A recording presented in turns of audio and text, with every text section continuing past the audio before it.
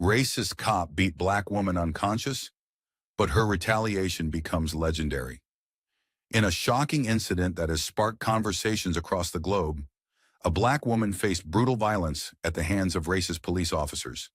This video delves into the harrowing encounter, which left her unconscious and fighting for justice. The footage captures the grim reality of racial discrimination and police brutality, highlighting a systemic issue that demands urgent attention. If you are enthusiastic about this narrative, please inform us. If you appreciated the video, press 1. If not, select 0. Your feedback genuinely motivates me to collect additional uplifting and significant narratives. Angela Cross, a highly respected and successful black woman in her early 40s, was known throughout her community as both a compassionate healer and a dedicated researcher. She had built her career from the ground up, navigating the challenges of being a black woman in the predominantly white, male-dominated field of medical research. Her work had earned her accolades and awards, but she was most proud of the impact she had on her patients' lives. She had dedicated herself to helping others, driven by a deep sense of purpose and compassion. But her dedication also meant long hours at the hospital, often leaving her physically and mentally drained. It was a crisp autumn evening when Angela finally left the hospital after a grueling 14-hour shift in the intensive care unit. The air outside felt refreshing as she stepped into the cool night, a stark contrast to the sterile, fluorescent-lit hospital corridors she had spent most of her day in. She took a deep breath, trying to shake off the weight of her day, where she'd fought alongside a team of nurses and doctors to keep her patients alive. Her mind was still buzzing with the countless tasks she'd handled, the medications she'd administered, and the lives she'd touched, but she pushed those thoughts aside, focusing instead on the prospect of getting home and finally resting. However, as she headed to her car, Angela remembered she needed to pick up some medication for her husband, Marcus. Marcus, a high-ranking official in the government known for his work in civil rights and reform, had recently been dealing with a minor health issue. His doctor had prescribed a new treatment that Angela had promised to pick up from the 24-hour pharmacy on her way home. Even though she was exhausted, Angela knew that Marcus depended on her, and she didn't want to let him down. Their bond was strong, forged over years of mutual respect and understanding, and she took her responsibilities seriously.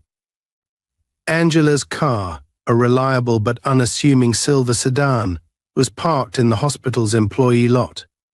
She liked that it didn't draw much attention, allowing her to blend into the background when she wasn't at work.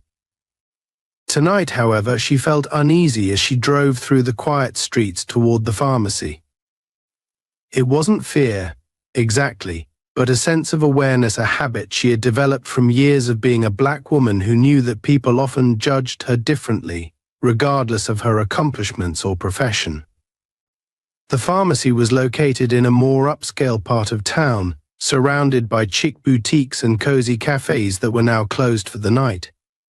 Angela parked her car and stepped out, her white coat flapping lightly in the breeze as she made her way across the nearly empty parking lot. The streetlights cast a soft glow on the pavement, and a few leaves rustled across the ground. She pulled her coat tighter around herself and quickened her pace, hoping to get in and out as quickly as possible. Unbeknownst to Angela, a police cruiser was slowly making its rounds in the area. Officer Ryan Shelby, a white man in his early 40s with a sharp jawline and piercing blue eyes, was sitting behind the wheel, scanning the quiet streets with a mixture of boredom and simmering irritation. He'd been a police officer for nearly 2 decades, but he was still stuck in middle management, his career stagnating in recent years. Shelby had a reputation within the department, an officer who didn't mince words and often acted on instinct. But those who knew him well understood that his instincts were often clouded by his own biases, fueled by an upbringing in a conservative, racially homogeneous neighborhood, and a deeply embedded resentment for anyone he deemed out of place. Shelby's career frustrations, combined with his personal issues, had only deepened his bitterness. His marriage was on the rocks, his finances were strained, and he often took out his anger on anyone who didn't fit his narrow view of the world.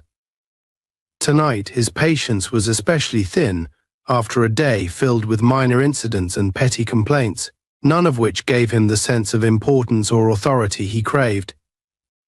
He longed for a situation that would allow him to assert his dominance and prove, if only to himself, that he was in control.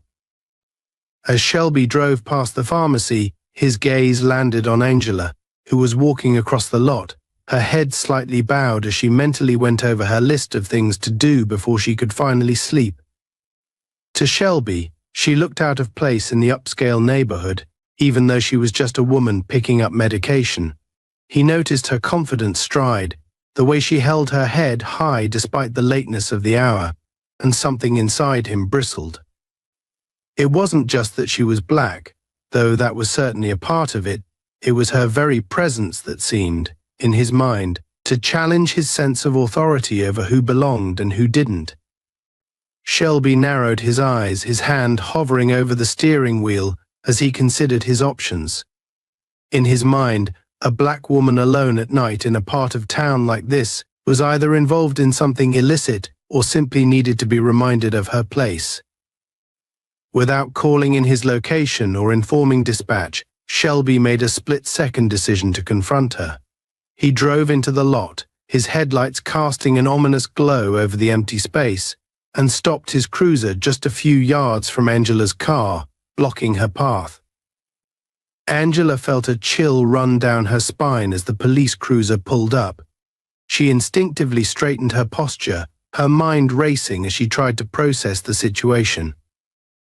She had encountered law enforcement before, but never like this, never in a way that felt so intrusive, so filled with unspoken threats. She reminded herself to stay calm, to remain composed. She had done nothing wrong, she was simply here to pick up medication. Still, the reality of her situation weighed on her. As a black woman, she knew all too well that sometimes it didn't matter if she was in the right. Officer Shelby stepped out of the car, his expression hard and unyielding. He walked toward Angela with a deliberate, almost predatory stride, his hand resting lightly on his holster. She watched him approach, feeling her heart begin to pound. When he finally stopped a few feet away, he stared at her with a cold, assessing look that sent a wave of unease through her. "Good evening," Officer Angela said, her voice calm but firm. "Is there something I can help you with?"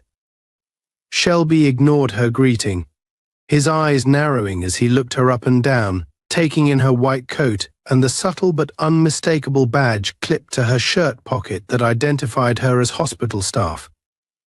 To most people, the coat and badge would have immediately indicated who she was and why she was there, but Shelby seemed unimpressed, as if he had already decided that none of that mattered. "What are you doing here?" he demanded, his tone sharp and accusatory. "This isn't exactly the kind of place you'd expect to find someone like you." Angela felt a surge of irritation but kept her face neutral. She had learned long ago that reacting too quickly or too emotionally could escalate situations like this. She calmly explained that she was a doctor at the nearby hospital, here to pick up medication. She spoke clearly, making sure her words were precise, but Shelby's expression remained suspicious. He leaned closer, his posture stiffening as he scrutinized her every move. "Is that so?" he sneered. "Well, I think I'll be the judge of that. Let me see some ID." Angela took a steadying breath, reaching slowly into her coat pocket. She handed him her hospital ID, her gaze steady as she met his eyes. Shelby looked at the card, barely glancing at the name before his lip curled in disdain. A doctor, he sounded almost mocking, as if the very idea of her in such a position was laughable.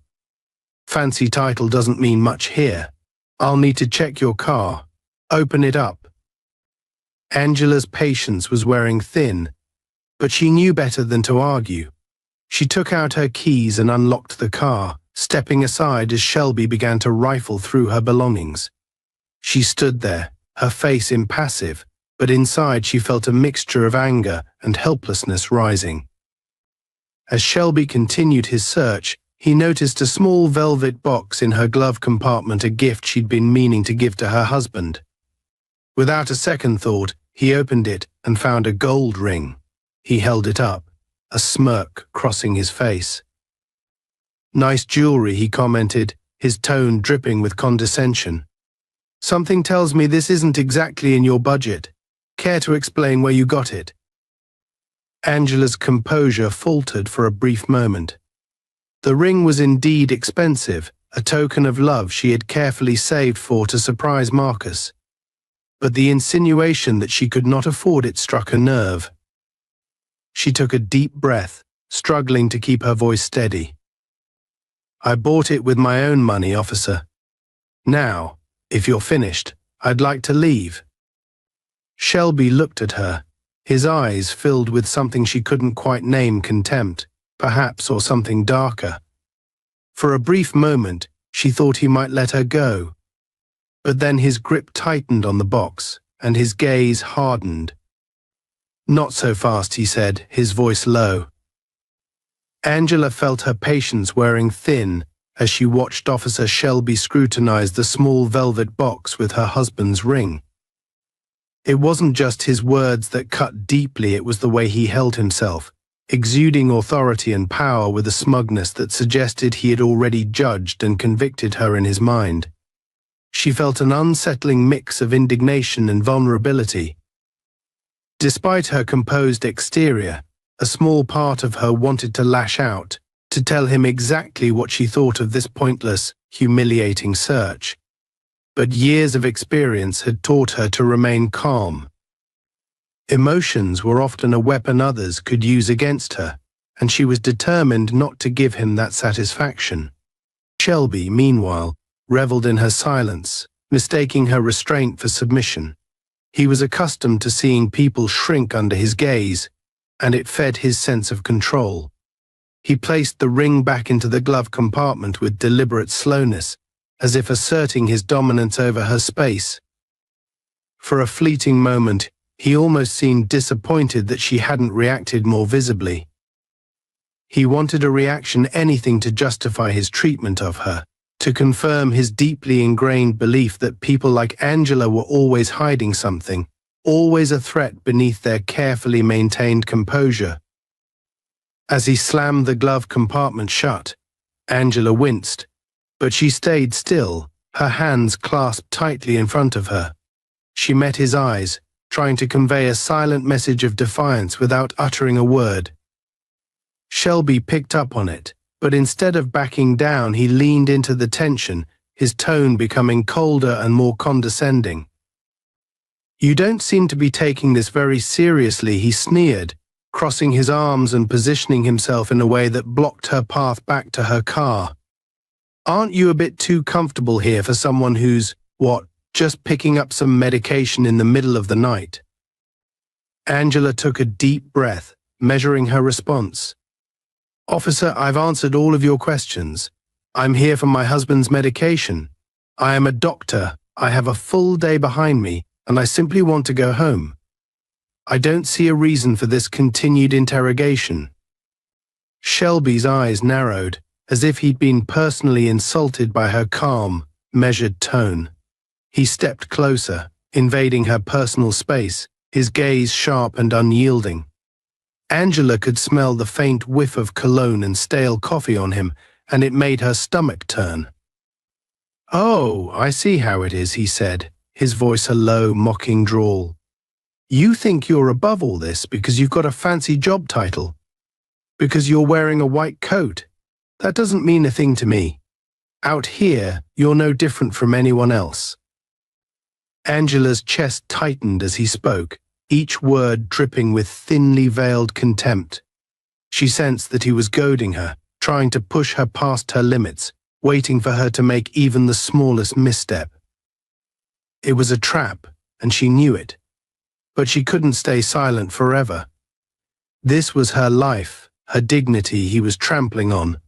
and she felt a surge of anger that was difficult to contain. "Officer Shelby, I don't see what I've done to warrant this treatment," she said, her voice steady, though her pulse was racing. "I've cooperated fully, shown you my ID, and explained my presence here. If there's no valid reason for you to continue detaining me, I'd like to leave." Her words seemed to hit a nerve, and Shelby's face twisted with irritation. He hated when people tried to turn his authority against him, especially people he felt had no right to question him. Angela's tone, professional, polite, yet laced with an unmistakable firmness, challenged his sense of control, and he was not about to let her walk away feeling as though she had the upper hand. "Oh, you'd like to leave, would you?" he replied with a smirk. "I'm sure you would, but I think there's more to this situation than you're letting on, and I have every right to make sure nothing suspicious is going on here." With that, he stepped around her and moved toward the trunk of her car, gesturing for her to open it. Angela's patience finally cracked. She had given him everything he asked for, yet he continued to dig deeper, refusing to let her go. Go. Her hands clenched into fists at her sides, and she felt the frustration boiling over. "Officer, I don't see why you would need to check my trunk," she said, her voice firmer now, almost challenging. "This is harassment. I've done nothing wrong, and I think you're well aware of that." For a moment, a flicker of uncertainty crossed Shelby's face, as if he hadn't expected her to speak up so boldly. But just as quickly, his expression hardened, and he reached for his radio. Angela's stomach twisted as he brought the radio up to his mouth, a calculated move designed to intimidate her, to remind her who held the authority. "Dispatch. This is Officer Shelby," he said into the radio, his voice cold and clipped. "I have a potential suspect refusing cooperation here. Need backup at my location." Angela's eyes widened in disbelief. "Potential suspect," she echoed, the shock evident in her voice. "Are you serious? I've done nothing." "Ma'am, I suggest you stop talking," Shelby interrupted, his tone sharp and dismissive. "You're only making things worse for yourself." Angela's mind raced. This was escalating faster than she had anticipated, spiraling beyond her control. She could feel her heart pounding in her chest, each beat a reminder of how quickly her life had veered into a nightmare. She wanted to argue, to defend herself, but she knew that anything she said would only serve to strengthen Shelby's resolve. As they waited in tense silence, a few scattered cars passed by on the street, their headlights briefly illuminating the unsettling tableau of Shelby standing rigidly beside Angela's car, his posture exuding authority and control, while Angela stood with her arms crossed defensively, her expression one of barely concealed outrage. Minutes later, another patrol car pulled into the lot, its flashing lights casting a red and blue glow across the empty parking spaces. A second officer, a younger man with a wary expression, stepped out of the vehicle and approached them. He gave Shelby a questioning look, clearly unsure of the reason for the call. "What's going on here?" Officer Shelby, the younger officer, asked, his gaze shifting between Shelby and Angela. His tone was calm, almost cautious, as if he sensed the tension in the air. "Caught her loitering," Shelby replied tersely, his gaze fixed on Angela. "She claims she's here to pick up medication, but I'm not buying it. I think there's more to this than she's saying." The younger officer, whom Angela could see had Thompson on his badge, glanced at her with a slight frown. She sensed a flicker of doubt in his eyes, as if he were questioning the validity of Shelby's accusations. But he said nothing, likely wary of challenging his senior in front of a civilian. Angela took a deep breath, seeing a sliver of hope in Officer Thompson's uncertainty. She addressed him directly, choosing her words carefully. "Officer Thompson, I'm a doctor. I just finished a long shift at the hospital, and I'm here to pick up medication for my husband. I've cooperated fully, but Officer Shelby here seems determined to treat me like a criminal for no reason." Thompson looked back at Shelby, his brow furrowing slightly. "She has an ID. Did you verify her credentials?" Shelby's jaw tightened, his eyes flashing with irritation at being questioned. "She's got a hospital ID, sure," he muttered. "But that doesn't prove anything. People can get fake IDs anywhere these days. You can't be too careful." Angela's patience was nearly gone. She knew she was treading a fine line, but she couldn't stand by while her integrity was continually called into question. She turned to Thompson, her voice calm but firm. "I don't know what more I can do to convince you that I'm just here to pick up medication. This is my car, these are my belongings, and I've answered every question asked of me." Thompson seemed to hesitate, glancing at Shelby once more. Angela saw a flash of discomfort in his eyes, as if he were weighing his loyalty to his colleague against his instinct that something was wrong here. But ultimately, the silent pressure from Shelby seemed to sway him.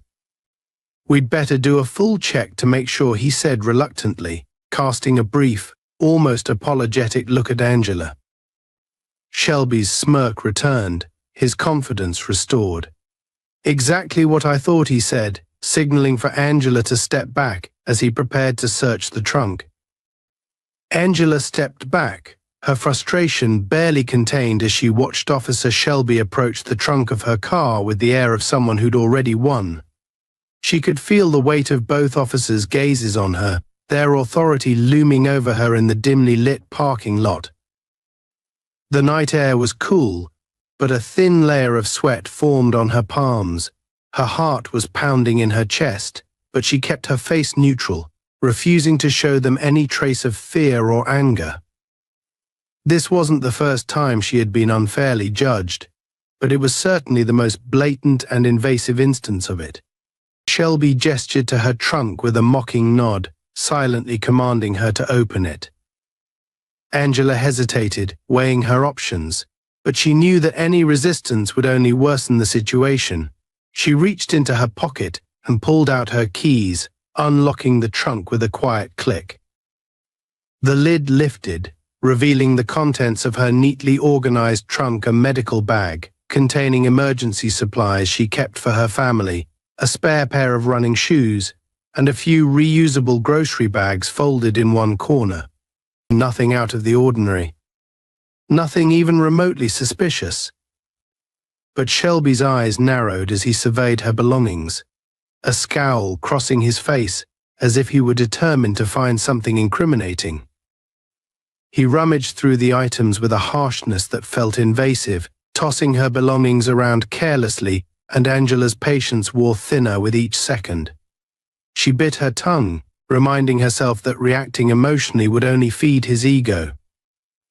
This was a game to him, a display of power, and she was determined not to give him the satisfaction of seeing her break. As Shelby dug deeper, his movements grew more agitated, his frustration becoming evident. He pulled out her medical bag, unzipped it, and began examining its contents: stethoscope, blood pressure cuff, antiseptics, and other tools of her profession. He held up a small container of antiseptic wipes, turning it over as if it was some exotic contraband. "What's all this?" he sneered, shaking the medical bag in front of her. Angela's jaw tightened, but she kept her voice steady. "It's my emergency medical kit. I'm a doctor, as I've explained to you multiple times. That's standard equipment for my line of work."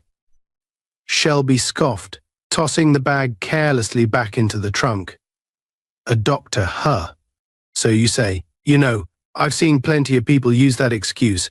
Doesn't mean I'm going to take your word for it." Angela felt a surge of indignation rise within her, but she forced herself to remain composed. She wasn't about to let him push her over the edge. She took a steadying breath, looking him directly in the eyes. "I've cooperated with every request you've made, Officer Shelby. I've shown you my ID, answered your questions, and allowed you to search my vehicle without cause.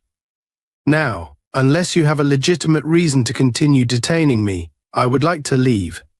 Shelby's face darkened, his expression twisting into a sneer.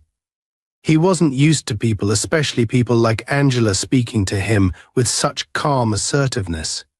He stepped closer, towering over her with an air of barely restrained hostility. "You think you can just tell me how to do my job?" he snapped, his voice low and menacing. "Let me make one thing clear: I decide when this search is over, not you." Angela's resolve wavered for a split second as his words sank in. She could feel the power imbalance pressing down on her, the sense of helplessness that came with being at the mercy of someone who viewed her as less than human. But she held her ground, refusing to let him intimidate her. She had done nothing wrong, and she wasn't about to let him strip away her dignity. Shelby, however, wasn't finished.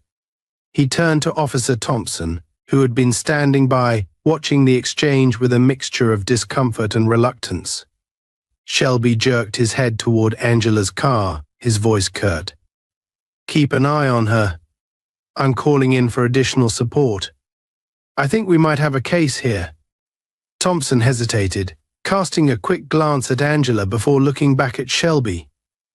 "A case? For what? She hasn't done anything, Ryan. Maybe it's better if we just let her go."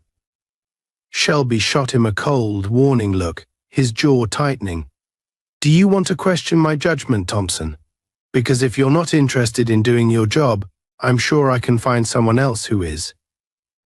Thompson swallowed, visibly uncomfortable, but he nodded reluctantly. "Understood," he muttered, stepping closer to Angela while Shelby moved off to make his call.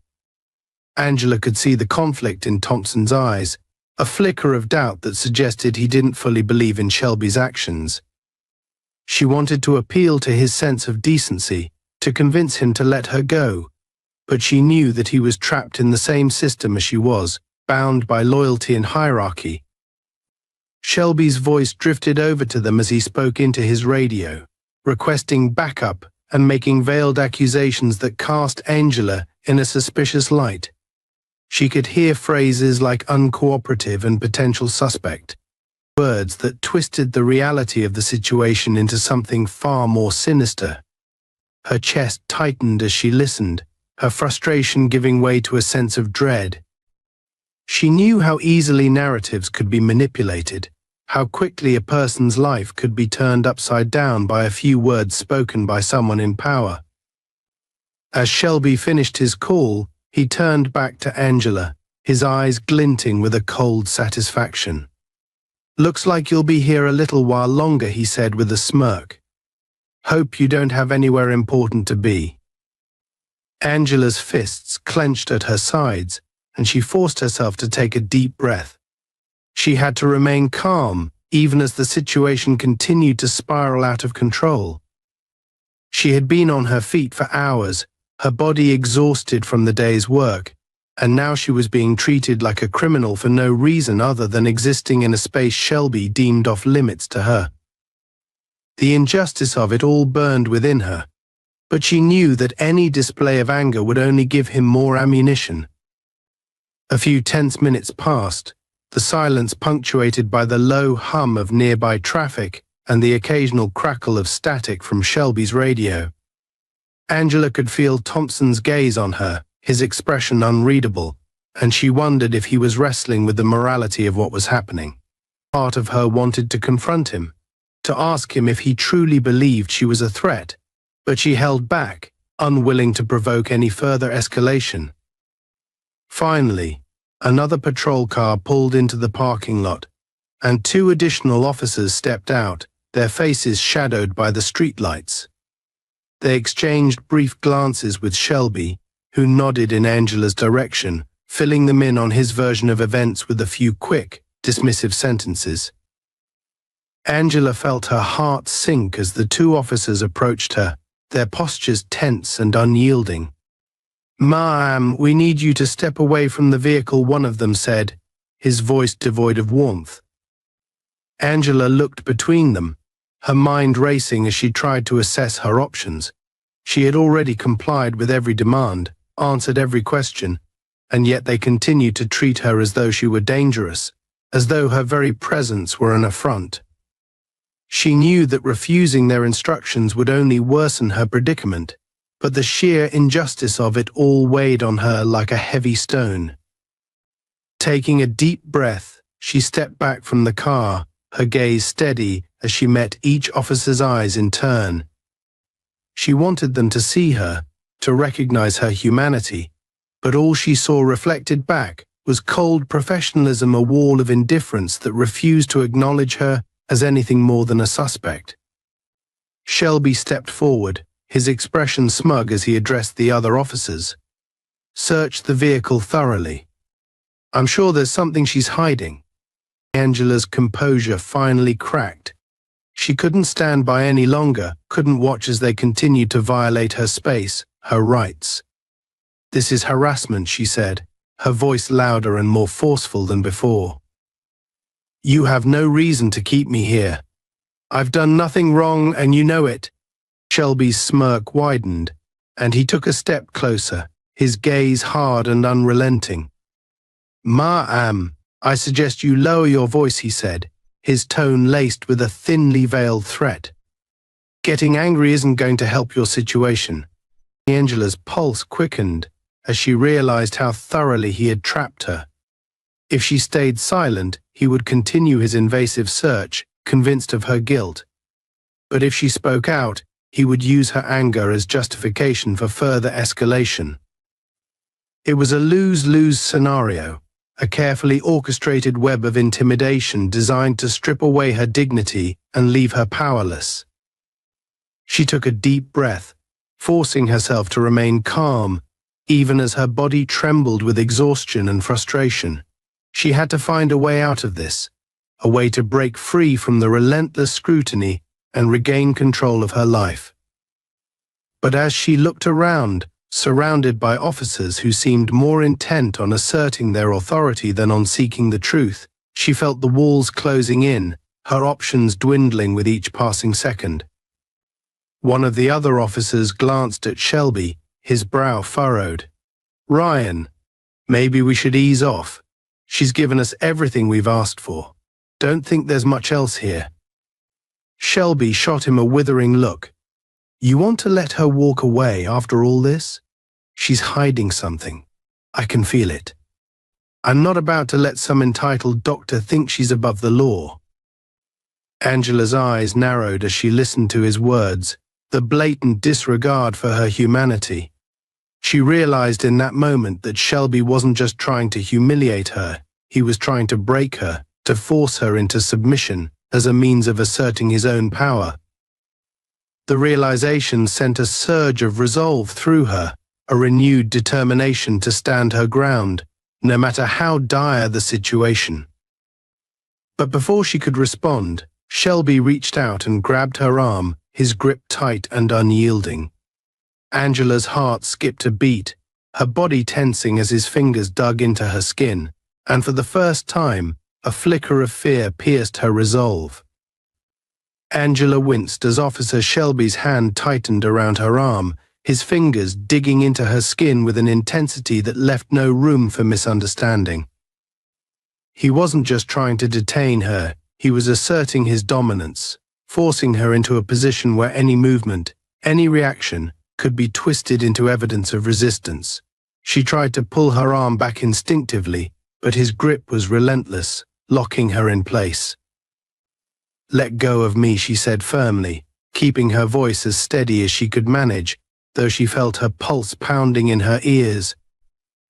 Every instinct told her to stay calm, to avoid escalating the situation, but the reality of being physically restrained, of her autonomy stripped away, filled her with a simmering rage she struggled to suppress. Shelby's smirk deepened as he sensed her discomfort, his gaze narrowing with satisfaction. "Ma'am, I suggest you don't make this harder on yourself," he said, his voice low and threatening. Resisting an officer is a serious offense. One wrong move, and you'll end up facing charges you won't be able to talk your way out of. Angela's mind raced as she processed his words. The absurdity of it all was almost surreal. She was a doctor, a professional, a woman simply trying to make it home after a long day, and yet here she was, being threatened with arrest by a man who seemed to take pleasure in twisting the narrative to suit his ego. It was like a nightmare she couldn't wake up from, each moment dragging her deeper into a web of control and intimidation. One of the other officers, Thompson, shifted uneasily nearby, his face a mixture of hesitation and uncertainty. Angela caught his eye, hoping for some glimmer of empathy, some sign that he recognized the injustice unfolding before him. But Thompson looked away, his loyalty to Shelby outweighing whatever doubts he might have harbored. She realized then that there would be no help coming from within their ranks. She was truly on her own. A few seconds later, a black SUV pulled into the parking lot, its sleek frame contrasting sharply with the harsh fluorescent lights illuminating the lot. Angela's heart skipped a beat as she recognized the vehicle. It was Marcus's car. He must have been nearby and decided to swing by to pick up the medication himself, she thought. Relief washed over her momentarily, but it was quickly replaced by a new wave of anxiety. The last thing she wanted was for Marcus to witness this, to see her treated like a criminal. She knew how fiercely protective he was, and she feared that his intervention could escalate the situation even further. Marcus stepped out of the SUV, his face shadowed but his posture unmistakably tense. He was a tall, imposing man with a calm but commanding presence, a presence that had served him well in his career as a high-ranking government official and civil rights advocate. He had spent years fighting for justice, advocating for marginalized communities, and holding law enforcement accountable. And now, as he took in the scene before him, a mixture of anger and disbelief flickered across his face. Angela, his voice was laced with concern as he took a step forward, his gaze shifting from his wife to Shelby's hand gripping her arm. "What's going on here?" Shelby's smirk faltered slightly as he noticed Marcus, sensing the authority in the man's voice and posture. But he quickly recovered, tightening his grip on Angela's arm as if to assert control. "Sir, I'd advise you to stay back. This is a police matter." Marcus ignored him, his attention focused solely on Angela. "Are you all right?" he asked, his tone gentle but edged with tension. Angela nodded. Though she could feel the weight of the situation pressing down on her, the reality of how easily this could spiral further out of control. "Marcus, it's fine," she said, trying to keep her voice steady. "There. Doing a search." Marcus's jaw tightened as he registered the strain in her voice. He turned his gaze to Shelby, his expression hardening. "I'm going to ask you to release my wife," he said calmly but firmly. "She's a doctor, and there's no reason for this treatment." Shelby's eyes flashed with irritation, and he released Angela's arm with a dismissive scoff. "Sir, your wife was acting suspiciously, and I have every right to question her. If you interfere, you'll be obstructing an investigation." Marcus's face remained impassive, but Angela could see the anger simmering beneath the surface. She knew him well enough to recognize the signs. His jaw clenched, his shoulders squared, his eyes narrowed in barely contained fury. But he kept his tone measured, refusing to give Shelby any ammunition to use against him. "Investigation," Marcus repeated, his voice dripping with skepticism. "What exactly are you investigating? My wife is a respected physician, and she's here for a prescription, not a crime scene. I think it's time for you to back down." Shelby took a step forward, his posture rigid with defiance.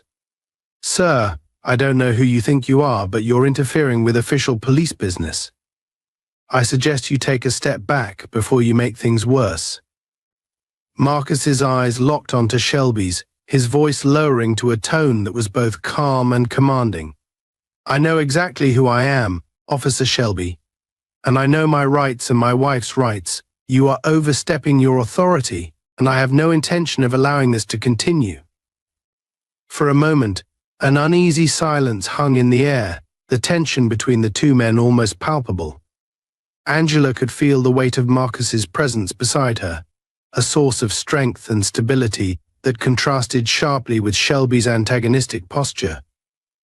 She knew that Marcus was a man of principles, a man who had fought his whole life for justice, and she felt a surge of gratitude and pride for his unwavering support.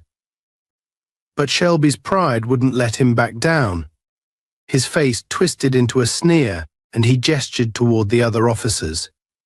"You think you're some big shot, huh?" he taunted.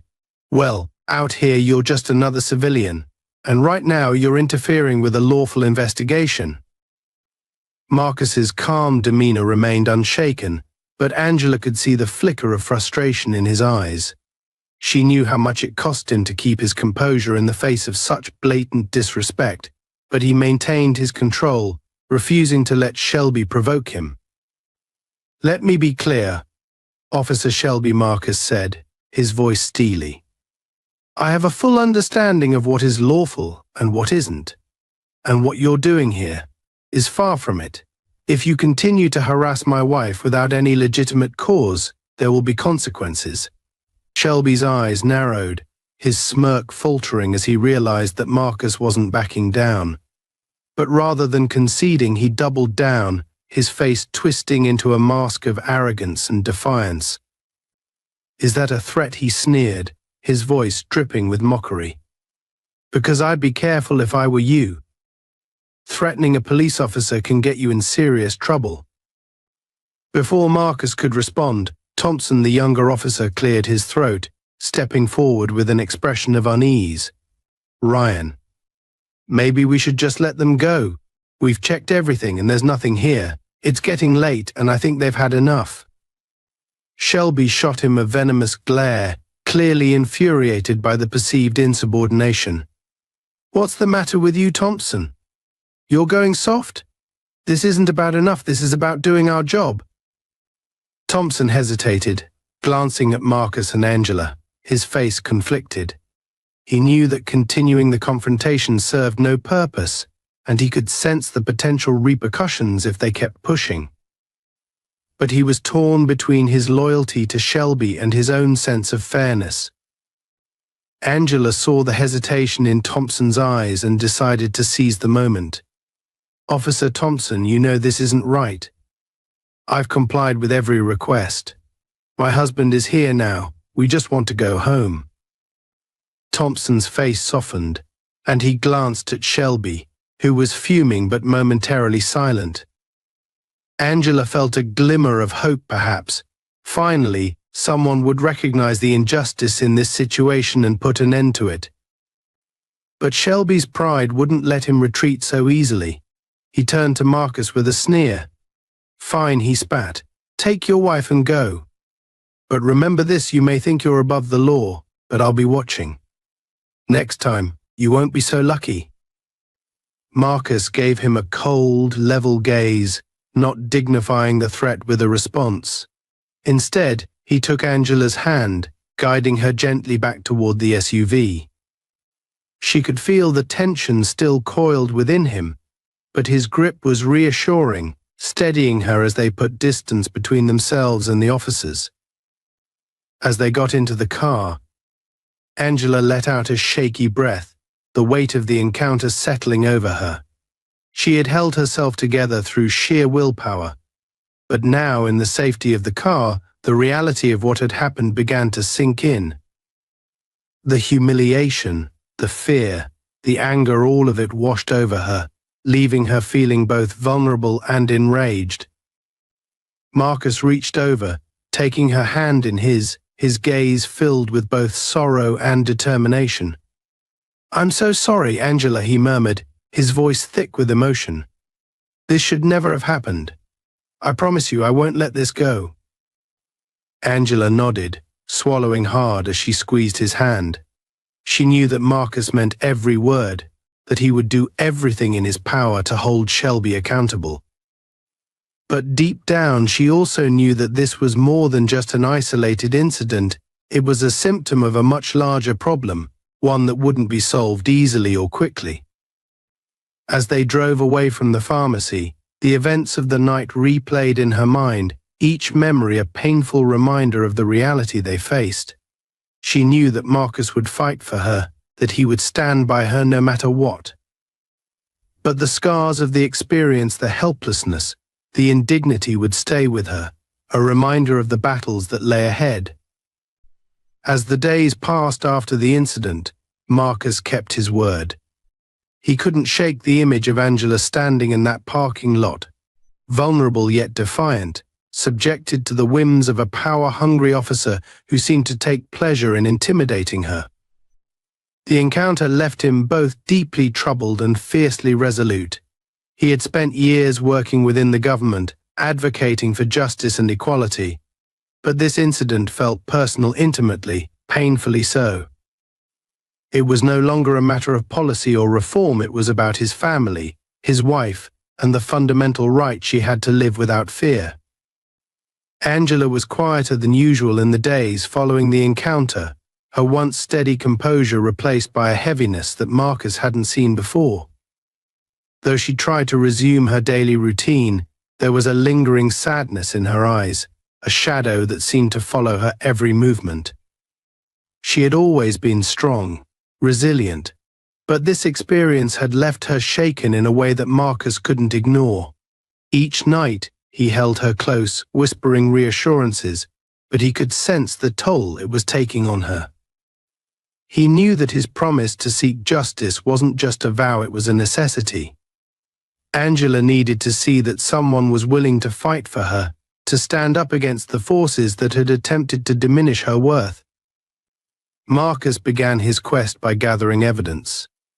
As a government official, he was aware of the formal channels, the ways to file complaints and initiate investigations.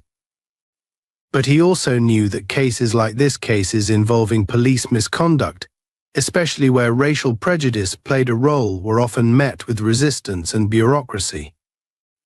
The system was not designed to hold its own accountable, and he suspected that Shelby, with his years on the force, knew how to manipulate it to his advantage.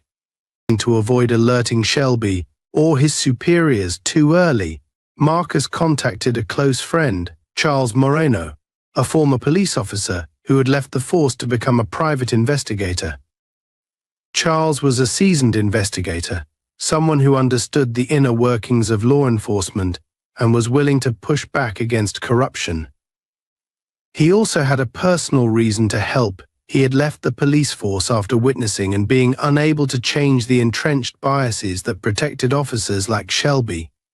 Together, they formed a plan to gather as much indisputable evidence as possible before officially filing a complaint. Charles began by conducting a background check on Shelby, looking for any history of complaints or misconduct. What he found didn't surprise Marcus but painted a disturbing picture.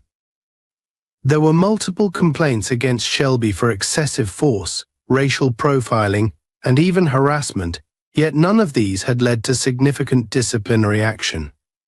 Each case had been brushed under the rug, either dismissed as unfounded or quietly settled before reaching the public eye. Marcus could see the pattern, a pattern of a man who believed himself untouchable, protected by the very institution he served. Marcus and Charles decided they needed more concrete evidence, something irrefutable that would hold up under scrutiny.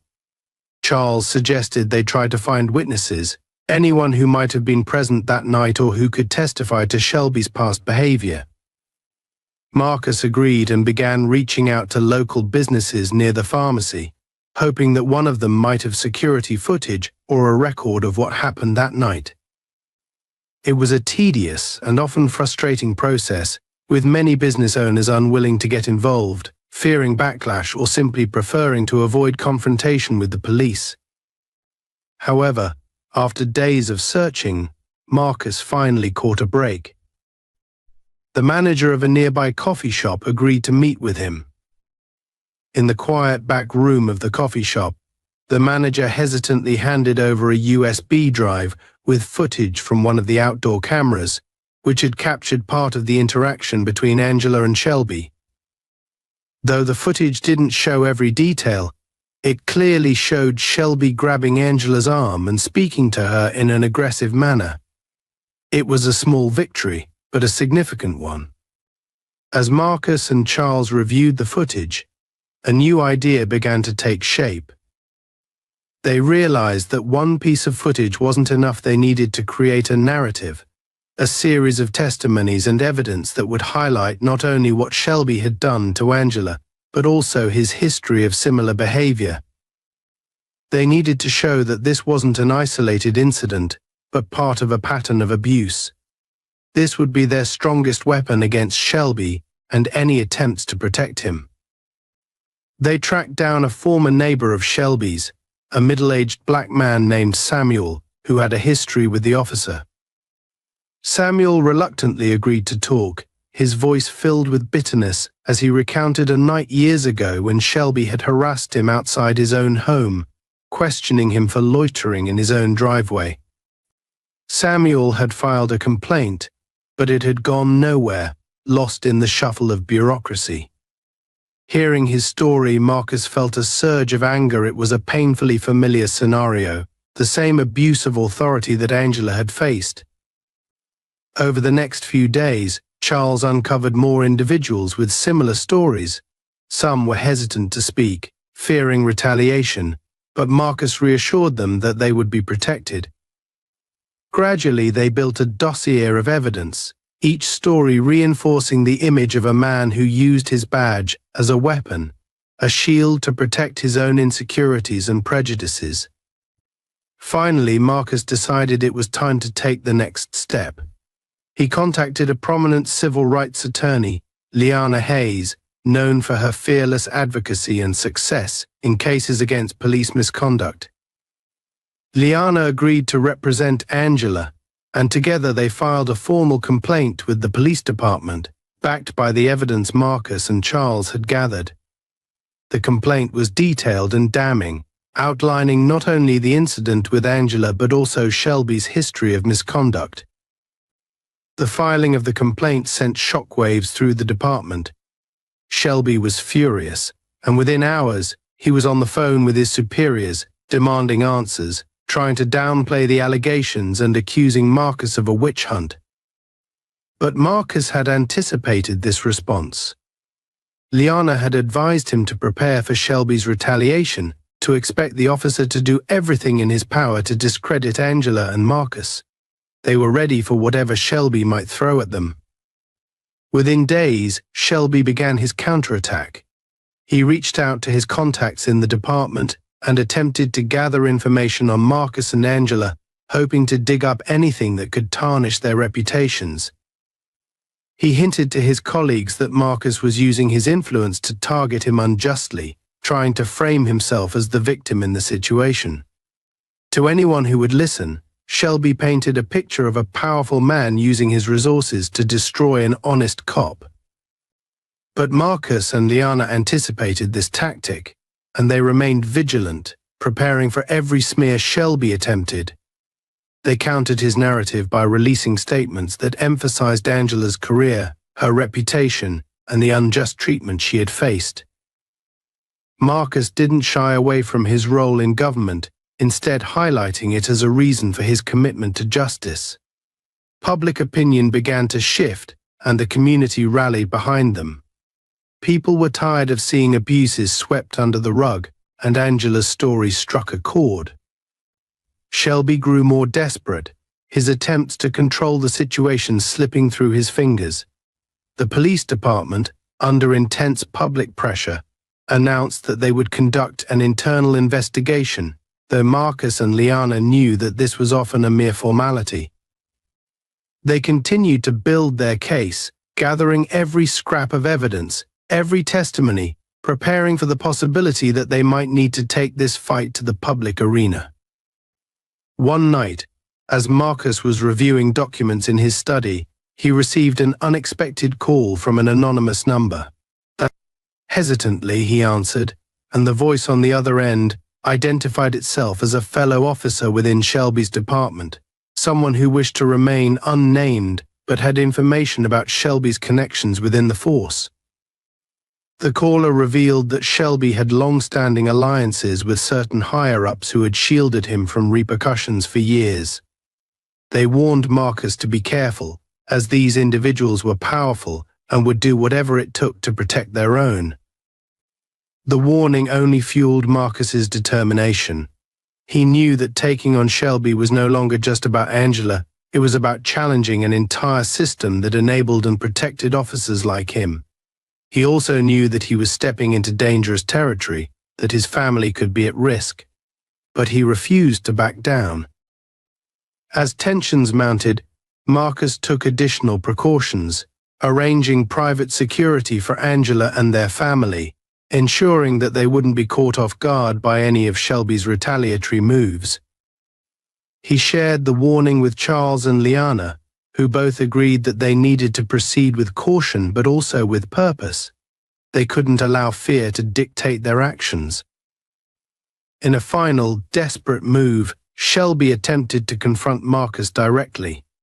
One evening, as Marcus was leaving his office, he found Shelby waiting for him outside, his face twisted with anger and desperation. "You think you can ruin my life," Shelby snarled, stepping closer, his voice low and venomous. "You think you're untouchable? People like you. You don't know what it means to be out there, to do what I do every day." Marcus remained calm, his voice steady as he replied, "People like me. Officer Shelby, people like me have spent our lives fighting for fairness and justice. What you did to my wife and what you've done to others isn't justice, it's abuse. And it ends here." Shelby's expression darkened, his fists clenched as he struggled to contain his fury. "You don't know who you're dealing with," he spat. "I've been doing this job for years. I've dealt with people like you before, and I'm still here." Marcus held his ground, his gaze unwavering. "Yes, you're still here, but not for much longer. The people who cover for you, they can't protect you from the truth." Shelby glared at him, a mixture of hatred and fear flickering in his eyes. For the first time, Marcus saw the cracks in his armor, the fear beneath the bravado. Shelby was a man who had relied on the protection of others for so long that he didn't know how to stand on his own. Marcus recognized that fear, that desperate clinging to power, a power that was now slipping away. With a final defiant glare, Shelby turned and walked away, his shoulders tense, his steps heavy. Marcus watched him go, feeling both relief and a renewed sense of purpose. The confrontation had cemented his resolve. He knew that this fight was far from over, but he was ready for whatever came next. Back home, Angela sat beside Marcus, her hand resting gently on his. She listened as he recounted the confrontation with Shelby, a mixture of pride and gratitude shining in her eyes. Though the road ahead was uncertain, she knew she wasn't alone in this fight. They would face whatever challenges came their way, together, fortified by their love and commitment to justice. As they sat in the quiet comfort of their home, Marcus knew that they were about to take their battle to the next level. The internal investigation was just the beginning. Soon they would expose Shelby and the system that enabled him for everyone to see. The day of the formal hearing arrived, and the tension in the air was palpable. Marcus and Angela sat side by side in the hearing room, their hands intertwined, a silent reassurance of their shared strength and resolve. Liana Hayes, their attorney, sat beside them, her posture confident and focused. Across the room, Officer Ryan Shelby sat flanked by his own legal team, his expression hard, his gaze cold as he avoided meeting Angela's eyes. The hearing room was filled with a quiet anticipation. Representatives from the police department, along with internal affairs officials, sat at the front, prepared to examine the evidence against Shelby. The case had drawn considerable attention in the past few weeks, with community leaders, activists, and even some local politicians publicly demanding accountability. The stakes were high, and both sides knew it. As the proceedings began, Liana rose to deliver her opening statement, Her voice was steady, calm, and deliberate, each word carrying the weight of Angela's ordeal and the broader implications of the case. "This is not just about one isolated incident," she began, addressing the panel. "This is about a pattern of abuse, a misuse of authority, and a failure of accountability within our law enforcement system. Officer Shelby's actions on the night of the incident were not only a violation of Angela Cross's rights, but also a reflection of a deeper, systemic issue, an issue that must be addressed if we are to restore trust in our institutions." Liana laid out the details of the case with precision, highlighting not only the harassment and physical aggression Angela endured, but also the disturbing history of complaints against Shelby. She presented the evidence Marcus and Charles had meticulously gathered, testimonies from other victims, video footage showing Shelby's excessive force, and documented complaints that had been dismissed or quietly buried. The dossier painted a damning picture, revealing Shelby as a man who had abused his badge time and time again, shielded by a system that failed to hold him accountable. As Liana spoke, Marcus stole a glance at Shelby. He could see the officer's jaw tighten, his fists clenching under the table. Shelby's carefully constructed facade was beginning to crack. For so long he had operated under the belief that he was untouchable, that his position would protect him from consequences. But now, faced with irrefutable evidence and the unwavering resolve of Angela and Marcus, he was beginning to realize that his actions had finally caught up with him. When it was Shelby's turn to speak, his lawyer took the floor, attempting to paint a different narrative. The defense argued that Shelby was a dedicated officer who had simply followed protocol, that he had been acting in the interest of public safety, and that Angela's reaction had been misinterpreted as resistance. They tried to frame her as combative, suggesting that she had failed to cooperate, fully hoping to plant seeds of doubt in the minds of those present. But Liana was prepared. She countered each argument with calm, incisive rebuttals, systematically dismantling the defense's narrative. When they suggested that Angela had been uncooperative, Liana presented the video evidence showing Angela's calm compliance and Shelby's unwarranted aggression. When they claimed Shelby's actions were by the book, she highlighted the numerous complaints against him, showing a clear pattern of behavior that contradicted any claims of professionalism or restraint. One by one, Liana called witnesses to the stand, each one painting a picture of a man whose authority had become a weapon, wielded against those he perceived as outsiders or threats. Samuel, the former neighbor Shelby had harassed, gave a particularly powerful testimony, recounting the fear and humiliation he felt that night, the sense of powerlessness as Shelby treated him like a criminal for simply standing outside his own home. The testimony of each witness weighed heavily on Shelby. With every story, his image of a dedicated officer eroded further, replaced by the reality of a man who had long operated without accountability. Angela watched him closely, her expression impassive, though she felt a quiet sense of vindication with each piece of evidence that emerged. For the first time, she saw Shelby squirm, the cracks in his arrogance widening as his past misdeeds were laid bare. As the hearing reached its peak, Marcus was called to the stand. His testimony was calm, eloquent, and filled with a quiet strength. He spoke not only as Angela's husband, but as an advocate for justice, drawing on his own experience as a government official to emphasize the importance of accountability. "I've spent my life fighting for justice," he said, his voice firm. "But justice is hollow without accountability.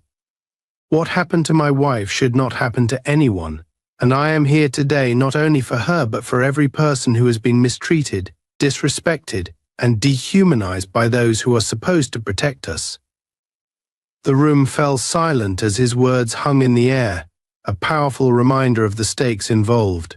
Shelby's lawyer attempted a weak cross-examination, but Marcus remained poised, his responses clear and unwavering. The defense's attempts to shake him were futile. He was unyielding, and the power of his testimony left an indelible mark on everyone present. Finally, it was Angela's turn. She took the stand, her hands clasped tightly in her lap as she recounted the events of that night. Her voice was steady, but there was a raw vulnerability in her words, a quiet strength that spoke to the dignity she had maintained in the face of Shelby's aggression. She described the fear, the humiliation, and the helplessness she felt as Shelby dismissed her identity, her profession, and her humanity. Her testimony was simple, unembellished, yet it carried a profound impact. The room listened in silence, captivated by her story, moved by the courage it took to relive that night. When she finished, the weight of her words lingered, a stark contrast to the defense's attempts to deflect and diminish her experience. For a brief moment, Angela allowed herself to glance in Shelby's direction, and she saw, perhaps for the first time, a flicker of something that resembled regret, or maybe just fear. Fear of the consequences he could no longer escape. The panel deliberated for what felt like an eternity. Angela, Marcus, and Liana waited in tense silence, their hands clasped, their hearts pounding. They had come so far, endured so much, and now everything hinged on the decision of the panel. Finally, the lead official cleared his throat, and the room fell silent. His voice was steady as he read the verdict, his words firm and unambiguous. After careful review of the evidence and testimonies presented, we find that Officer Ryan Shelby's actions constitute misconduct, abuse of authority, and violation of protocol. We recommend his immediate suspension, pending further investigation, and potential criminal charges. A collective breath seemed to escape from the room, a mixture of relief and justice finally served. Marcus felt Angela's grip tighten around his hand, a silent acknowledgement of the victory they had fought so hard to achieve. Shelby sat in stunned silence, his face pale, his arrogance shattered. The man who had once viewed himself as untouchable was now confronted with the reality of his actions, his power stripped away, his reputation in ruins. As they left the hearing room, Angela felt a mixture of exhaustion and triumph, a sense of closure tempered by the understanding that this was only one battle in a larger fight. Marcus placed a gentle hand on her shoulder, a silent promise of his continued support. Together they walked out into the fresh air, feeling, for the first time since that fateful night, a sense of peace. Outside, a small crowd of supporters and reporters had gathered, eager for news of the outcome. Liana stepped forward to make a brief statement, her voice filled with the quiet authority that had guided them through the ordeal. "Today, justice was served," she said. "But this is just the beginning. We will continue to fight for accountability, for fairness, and for a world where people like Angela Cross don't have to live in fear of those sworn to protect them." As Liana spoke, Angela looked at Marcus, a smile breaking through her exhaustion. She knew that the road ahead would still be challenging, that change wouldn't come overnight. But in this moment she felt hopeful, empowered by the victory they had achieved together, ready to face whatever came next. With her husband by her side and the strength of her own resilience, Angela knew she had reclaimed her voice, her dignity, and her sense of justice. And no one, not even a man like Ryan Shelby, could take that from her again. Several weeks had passed since the hearing, and life for Angela and Marcus was beginning to settle into a new rhythm. The hearing's outcome had made headlines, and Shelby's suspension and impending criminal charges sent a powerful message to the community. It was a small but significant victory, one that held the promise of real change. Angela felt a renewed sense of purpose in her work and her personal life. The experience, as painful as it had been, had revealed to her just how resilient she was and had strengthened the bond between her and Marcus. They had faced a nightmare together, and emerged stronger, not only as a couple but as advocates for something much larger than themselves. One evening, Angela sat at her kitchen table, sifting through a stack of letters she'd received from people in the community. Some were from colleagues, others from strangers, people who had seen her story and felt compelled to reach out. There were letters from women who had experienced similar mistreatment, from young men who admired her courage, and from parents who shared their fears for their children in a world where authority was too often wielded as a weapon. Each letter was a reminder of the far-reaching impact of her story, the lives she had touched simply by standing up for herself. Marcus joined her at the table, picking up one of the letters. He smiled softly, reading a line written by a mother thanking Angela for her bravery, for fighting not only for herself but for every person who had ever felt powerless in the face of prejudice. "People need voices like yours," Marcus said, pride evident in his eyes. "You've inspired more people than you know." Angela nodded, feeling a swell of gratitude and responsibility. She'd always known that her role as a doctor was to care for her patients, but now she realized that her influence could extend beyond the hospital walls. She could use her platform to advocate for justice, to push for reform, and to make her voice heard in places that needed change. In the days that followed, Angela and Marcus began to speak publicly about their experience. They met with local leaders and community activists, sharing their story in town halls and forums, using the momentum of their victory to advocate for lasting reforms. Angela became a leading voice in the movement for police accountability, her background in medicine and public service lending her a unique perspective. She understood both the fragility of human life and the importance of compassion, values she felt were missing from the current system. Through these efforts, Angela found herself connecting with others who shared her vision. She met activists who had been working tirelessly for years, families who had lost loved ones to police violence, and young people who were eager to see real change. Together, they formed a coalition, a grassroots organization dedicated to advocating for policy changes, mandatory de-escalation training for officers, and a more transparent complaint process within the police department. The coalition grew quickly, attracting members from all walks of life: educators, healthcare workers, lawyers, and even some reform-minded officers who believed in a fairer system. One day, while attending a community event, Angela noticed a familiar face in the crowd. It was Officer Thompson, the younger officer who had been present during her encounter with Shelby. He approached her hesitantly, clearly unsure of how she would react, but Angela greeted him with a gentle smile. She could see the guilt in his eyes, the weight he had carried since that night. "Dr. Cross," he began, his voice quiet but sincere. "I just wanted to say, I'm sorry. I should have done more that night. I knew it wasn't right, but I didn't stand up. I've regretted it every day since." Angela nodded, sensing the remorse in his words. "Officer Thompson, the fact that you're here means a lot. None of us are perfect. What matters is that we learn from our mistakes and work to make things better." Thompson seemed to relax, relief washing over his face.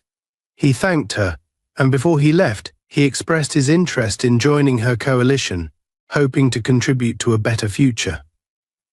Angela was grateful for his sincerity, recognizing that real change required not only accountability but also the courage to forgive and move forward together. As the coalition's work gained momentum, Angela and Marcus's efforts led to tangible results. The city council began to implement some of their proposals, including new oversight measures for officer conduct and a community-led review board for complaints. These changes weren't a complete solution, but they were a step in the right direction, a sign that their voices were finally being heard. One evening, as Angela and Marcus sat on their porch watching the sunset, they reflected on how much their lives had changed since that fateful night. The journey had been exhausting, filled with moments of doubt and frustration, but it had also given them a renewed sense of purpose. They had turned their pain into progress, their fear into action, and in doing so, they had found a new mission to fight for a world where dignity, respect, and justice were not privileges, but rights for all. Angela reached for Marcus's hand, a smile tugging at her lips. "Thank you," she said softly, "for standing by me, for believing in me. I couldn't have done any of this without you." Marcus looked at her, his gaze warm and filled with admiration. "It's not just you, Angela. This fight belongs to all of us, and as long as we're together, we'll keep pushing for what's right."